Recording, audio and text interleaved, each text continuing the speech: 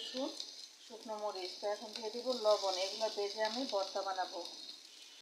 অল্প তেল দিয়েছি আর নেড়ে চেড়ে এখন ভেজে নিব।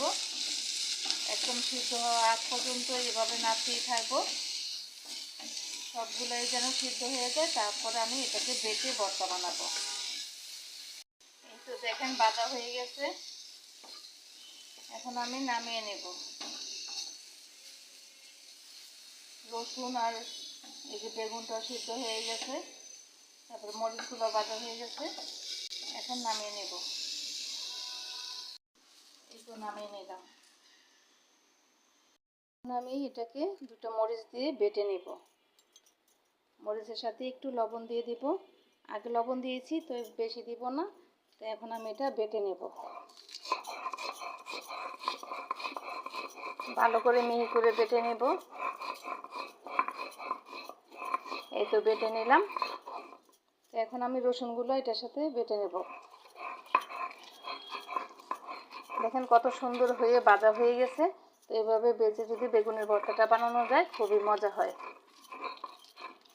তো পাটায় বাটা ভর্তা সবই মজা, সেই জন্য আজকে আমি পাটার মধ্যে বেটে নিব। এটা আপনারা যদি তো এভাবে করে বানালে মজা হয় পাটার মধ্যে, সেই জন্য আমি আজকে পাটার মধ্যে। তো এখন আরেকটা বাটা দিয়ে নেব।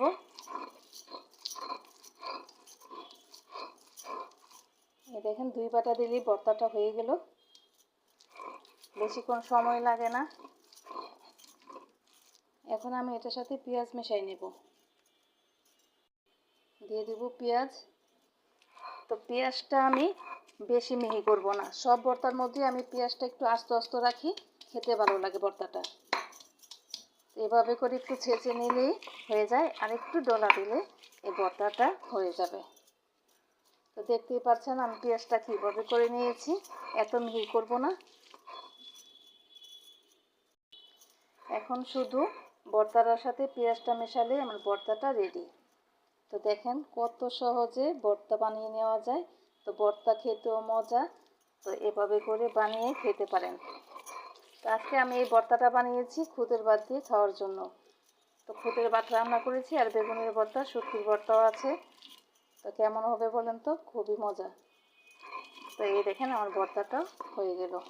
এখন আমি উঠাই নিব।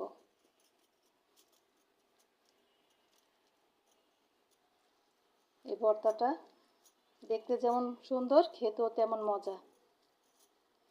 যদি কেউ চান ধনিয়া পাতা দিবেন, কিন্তু আমার কাছে আজকে ধনিয়া পাতা নেই, সেই জন্য আমি ধনিয়া পাতা দিলাম না। এভাবেই ভর্তাটা বানিয়ে নিলাম। এই যে দেখেন হয়ে গেছে ভর্তাটা। এভাবে বেগুনটা ভেজে ভর্তা বানিয়ে নিতে পারেন। তো আজকের মতো এখানেই। আল্লাহ হাফেজ, সবাই ভালো থাকবেন।